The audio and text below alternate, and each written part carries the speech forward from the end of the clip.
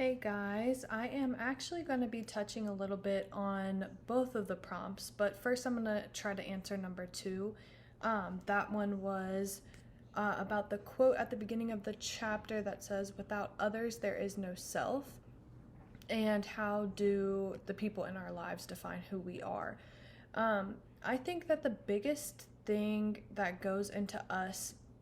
knowing who we are or developing who we are is that we see the people around us and what they do. So, like,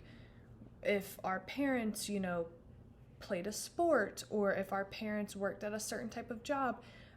things like that can rub off on us in certain ways. It doesn't necessarily mean that, Michael Jordan's son is going to go off to play, NBA basketball and be the best that there ever was, just like his dad. It just means that certain characteristics that potentially come from that part of his father's life could influence how he defines himself and how he found himself through the the decisions and all of the stuff that had to go along with his dad playing in the NBA. So I think without having people around us that we can kind of feed off of or learn from, we wouldn't be able to really define ourselves as different from anyone else, because we would all just eventually end up doing the same thing,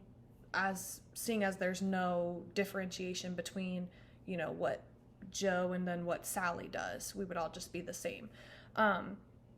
Also, I think that there's a lot of communication strategies that we learned about to reduce uncertainty when you're interacting with other people. I think for me, personally, the biggest thing that I do is kind of try to feel out that other person more so and let them talk more than what I would talk until I feel confident in the conversation, which I don't necessarily think is 100% the correct way to do it, but I just like to know 100% what that person is feeling or how they're acting before I give out any, information on how I'm feeling or how I'm acting. So, yeah.